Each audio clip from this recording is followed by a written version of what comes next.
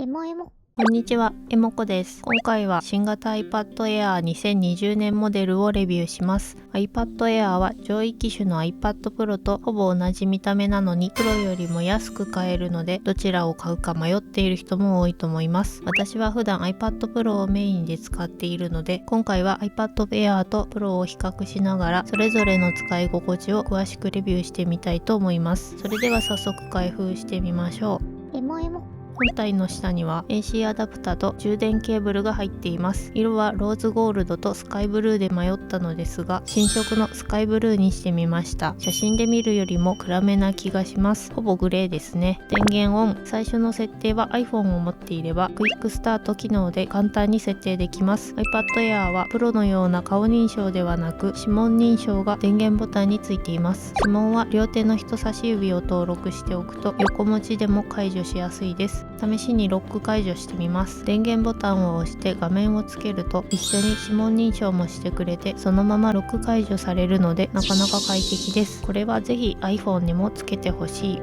横向きでマジックキーボードをつけた状態でも問題なさそうです。顔認証はマスクをしていると使えないので、お外で使いたい人は顔認証のプロよりも指紋認証の Air の方が快適かもしれません。それでは実際に使ってみたいと思います。エモエモ。左が iPad Air、右が Pro で見た目はほぼ同じなのですが、Air の方が選べる色が多かったり 10g くらい軽いようです。そして Air の見た目が Pro とほぼ同じになったことで、Pro 用の Apple Pencil 第2世代やマジックキーボードが Air でも使えるようになりました。第2世代のペンは本体にくっつけるだけで充電できたり、ペンを指でトントンして鉛筆と消しゴムを切り替えられたり、普通の iPad のペンよりも高性能になっています。新型 iPad Air は Pro よりも24,000円ほど安く買えて、Pro 本体を買うお金で iPad Air とペンを両方揃えられるので、最新のペンを少しでも安く使いたい人には嬉しいポイントかなと思います。裏側にはカメラがついていて、Air のカメラは1つだけですが、プロにはカメラが2つと物の奥行きを測れるライダースキャナがついているので、普通の写真だけじゃなく 3D の立体写真が撮れて面白いです。カメラの画質はそんなに変わらないのですが、プロは超広角カメラで広めの絵が撮れたり、フラッシュ付きで暗めの場所でも撮影できたり、前面のカメラに顔の表情を認識するトゥルーデプスがついていて、アニ文字のような動く絵文字が使えたりします。ということでカメラに関してはプロの方がかなり高性能なのですが、半年ほどプロを使ってみて iPad で写真を撮ることがほとんどなかったので、今紹介したような機能が必要なければ iPad Air のカメラでも十分かなと思います。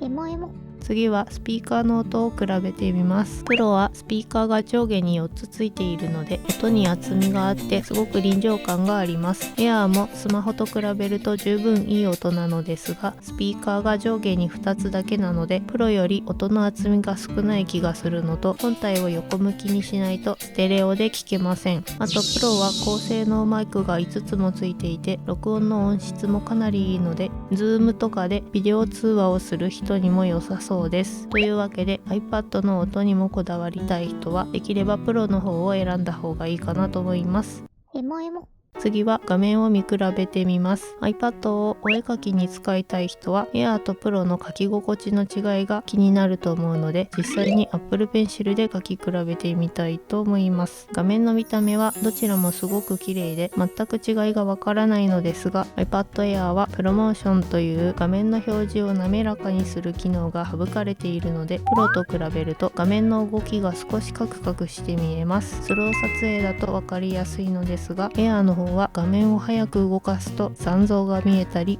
Apple Pencil で線を引いた時も Air の方が少しだけ遅れて描かれる感じです。といってもスローにしないとわからないような微妙な違いなので、私は Air でも全く気になりませんでした。人によっては一度 iPad Pro を使ったら普通の iPad には戻れないと感じるみたいなので、何度も書き比べてみたのですが、個人的にお絵描きや YouTube を見るくらいなら iPad Air でも十分だと思いました。ただこの辺の感じ方には個人差があると思うので、書き心地の違いが気になる人は家電量販店などで書き比べてみてください。エモエモ。次はアプリの動きをチェックしてみます。 iPad Air は中身のパーツが最新の iPhone12 と同じですごく高性能なので、処理の重たい 3D ゲームも快適に遊べました。プロよりも24,000円くらい安いのに、いろんなアプリがプロと同じようにサクサク動くので、プロの立場がなくなりそうですが、プロはグラフィックの処理に強いので、例えば動画を書き出す時間が Air よりも早かったり、メモリも Air より多くて、お絵かきアプリでレイヤーをたくさん使えたり、 iPad でクリエイティブな作業をする人にはプロを選ぶ価値はあるのかなと思います。ただ普通に使う分には体感できる差がほとんどなかったので、見た目だけじゃなく中身もほぼプロといった感じで、 iPad Air はなかなかコスパが高いと思います。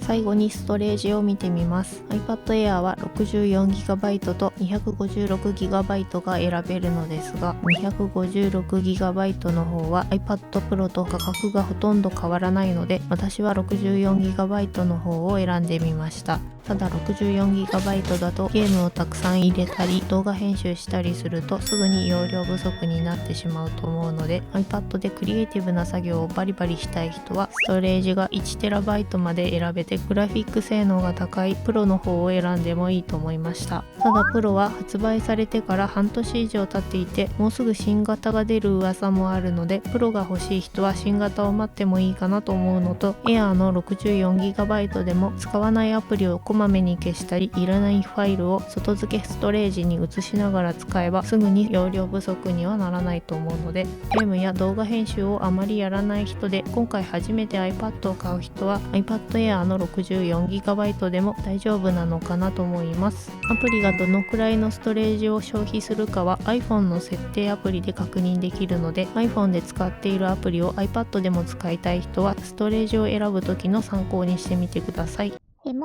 ということで今回は新型 iPad Air をレビューしてみました。カメラやスピーカーなど細かい違いはありますが、ほぼ iPad Pro と同じように使えて、プロとの差額で Apple Pencil やケースなども揃えられるので、なかなかコスパが高い iPad だと思いました。よかったら参考にしてみてください。別の動画で iPad のおすすめアクセサリーの紹介や Apple Pencil でお絵かきしやすい保護フィルムを比較した動画もあるので、気になる人はそちらも見てみてください。このチャンネルでは iPad の便利な使い方やお絵かき関連の動画を投稿しています。この動画が参考になったよという人はチャンネル登録と高評価をしてもらえると動画を作る励みになるのでよろしくお願いします。ご視聴ありがとうございました。